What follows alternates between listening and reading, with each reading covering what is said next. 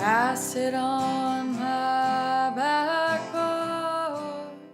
The story of the Pactolus light has European origins in a sense, because in Europe and in England, Ireland, for generations there have been stories about will-o'-the-wisps, which are said to be round glowing orbs that arise out of a cemetery, a swamp, a bog, woods, and they shoot up over a person's head or they just dissolve away. And they're said to represent spirits, whether malevolent or not. Depends on the situation, I guess. So these stories have kind of migrated over to the United States. There's a light story in Cove City. Chocowinity is supposed to have one. The Diamond City community in Martin County has ghost lights, it is said, and that was an old logging community, and supposedly there were railroad tracks there at one time, or so I'm told. And often these stories are tied to the location of railroad tracks, either present or former, as is the case with the Pactolus light. Now, Eric Barclay, the filmmaker who came up with the light at Pactolus, wrote it, conceived of it. His origin story for this is a little different than some. Most often, the story that is applied is that the light represents a conductor looking for his lost head from a railroad accident. But the story that Eric is using is more romantic and engaging for a lot of people, and perhaps closer to the historical truth. We're not exactly sure.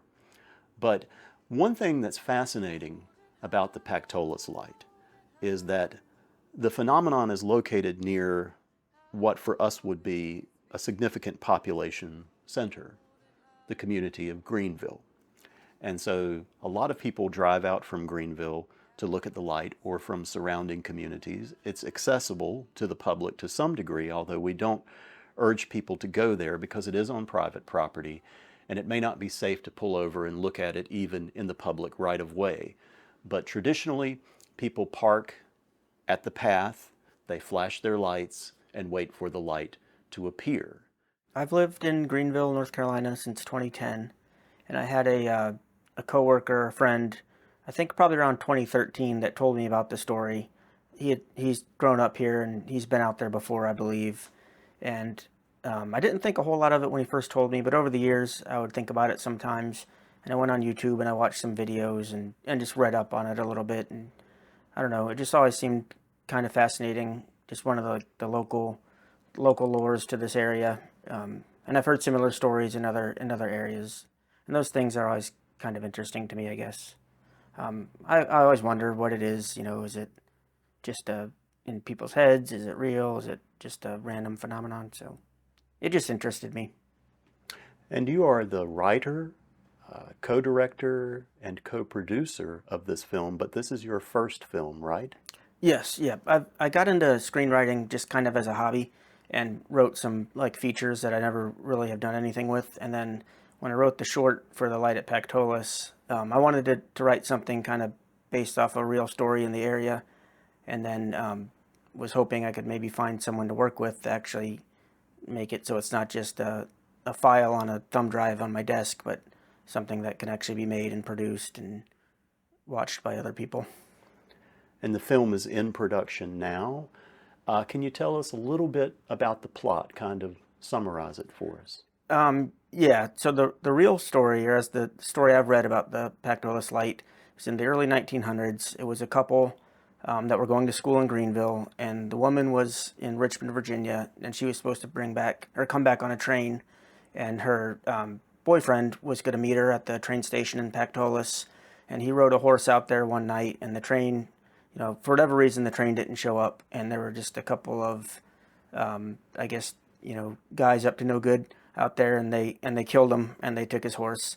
So the story that I've read is that if you go out and drive to where the train tracks used to be, and you shine your headlights into that, or you flash your headlights into that area 3 times, you'll see a light appear, and they say it's him on his horse holding a lantern out there still, looking for his lover, basically. So using that story that I've read about, I've kind of created my own characters set in modern time, that are on basically a first date out in that same area, and then it's sort of goes flashbacks to the original story and to the modern times, and without, I guess, giving any spoilers, they see the light out there as well, and they follow it, and it kind of ends up being a reveal of who they are and who the original people were. Okay, sounds very imaginative. Can you tell us, have you and your crew had any unusual experiences at the site of the light? Because we know that you're actually filming some of the scenes there. Yeah, we've been hoping to actually see the light, which we haven't yet. And actually, one night we filmed was strange for this area because the northern lights are supposed to be visible, and they're never visible this far south. So we were hoping to see that as well, and we didn't.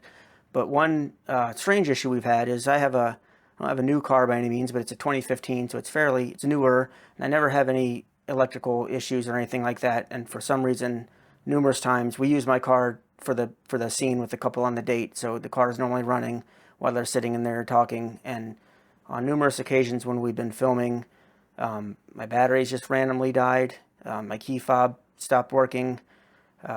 We used someone else on set to come out and try to give us a jump, and randomly got that car stuck in the dirt and had to get that one out. So it's always some kind of strange electrical issues, it seems like, going on with vehicles, maybe phones as well. There's power lines that run over it that whenever we show up, they're making a kind of a strange humming or buzzing sound. So it's just random little things that seem like they happen every time we go out there to film. Now, you have a kind of unusual story about the Stokes light. Some people call it the Stokes light, some the Pactolus light, but it's all basically the same thing in the same area. And yours didn't actually involve the experience that most people have. Tell us what happened. Well, just to back the story up, I was 18, 19. It was I can't remember exact years, 68 or 69, somewhere like that. But a friend of mine and myself, we were in Greenville imbibing adult beverages, and we're proceeding to come back to Washington. My friend said, let's take the Stokes stretch as there's no cops. So, and as we turned on the road, we joked about the light. Hope we don't see the light. And it was ha ha ha ha ha. There's no light. Ha ha, it's a joke. And as we traveled on, I suddenly looked in the rearview mirror, and there was an object trailing behind our car, approximately maybe 10 or 15 feet up from the road surface and trailing behind us maybe 20 feet. And the best way I can describe it, it gave off an orange green kind of light. It was as big as maybe the biggest beach ball you've ever seen. It was giving off light, but no heat. You could tell there was no heat from it. And it was kind of had a little glow around the edge of it. And so we were kind of like shocked because we had joked about it. And there it is. So he increased speed. It maintained speed with us, trailing behind the car. So I said, well, slow up and let's see what happens. He slowed up. It slowed up, still trailing behind us. So this went on for about 2 or 3 miles. And as we rounded a curve, it disappeared.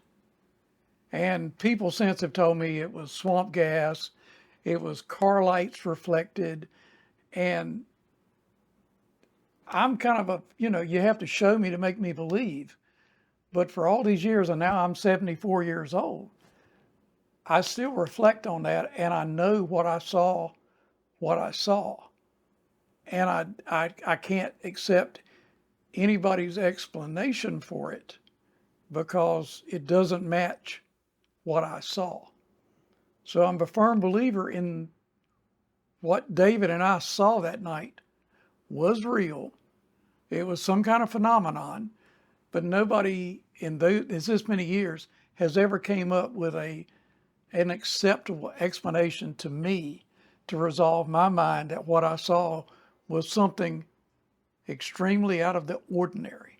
As I say, it was not the so-called Pactolus light. This was on the highway itself. But it was an experience that I have tucked away all these years, not really talked about it to anybody. And this is my first time telling this. So, you know, you have to keep a few secrets.